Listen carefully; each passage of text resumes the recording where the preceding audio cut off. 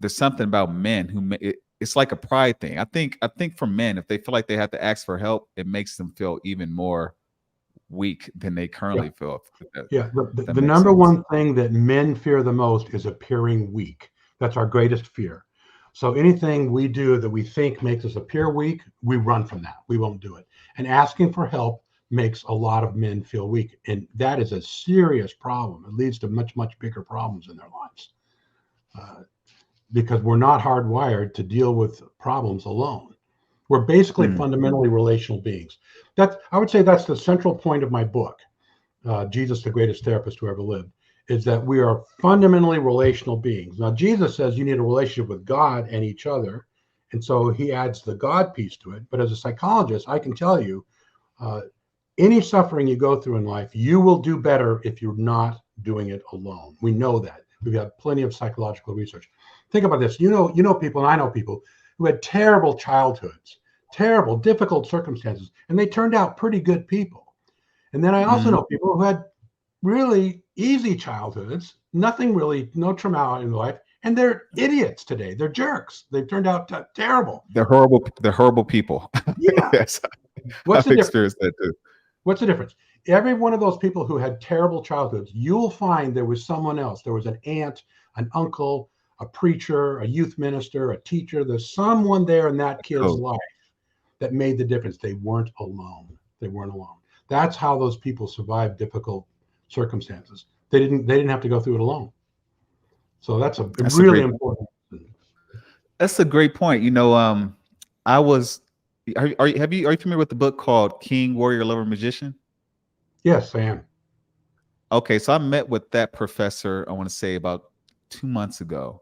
And I mentioned to him is that what I noticed growing up is that I grew up in a neighborhood that was murder capital in the early 90s. And coming to Utah for college, I met other people who have come from dark backgrounds as well. But since we've been in Utah, we've all improved in multiple areas of our life. We've become a lot more positive. And I noticed other kids who grew up more with the silver spoon, who they went the opposite direction. And I never saw it as lesser than or greater than. I kind of see it as expanding. Like people, there's something in us that makes us want to expand and to experience more. But basically, from what you're saying, though, the kids who grew up from that, potentially the kids that grew up with a silver spoon, they may have not had the social connections that people from other environments may have had to help them Correct. get to their stage in life. Is that accurate? Correct. Yeah, a guy by the name of Byron Johnson is a criminologist. He studied for 30 years. He's been studying crime in the inner city. And why is that? Why is that there's certain kids who grow up and get into crime and certain kids who grow up and don't get into crime? And he has found that the number one agent to prevent crime in our society today in the inner city is the church. If there is a Christian church there with an active youth program and kids are going to that youth program, they don't get involved in crime because they got relationships. There's a preacher there that cares for them. There's other kids that care for them. They've got social connections, makes them want to do something with their life. They want to grow up and graduate from high school and get married before they get pregnant and get a job. And it's something about those social connections that keeps kids out of crime more than any other factor. Government programs don't do it. Police don't do it.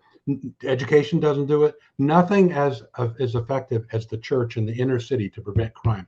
He's got a book called More God, Less Crime, where he does all this research that's very impressive, very impressive. And Mm. I believe it's the relationships that those kids develop in church that saves them from a life of crime when they make that decision.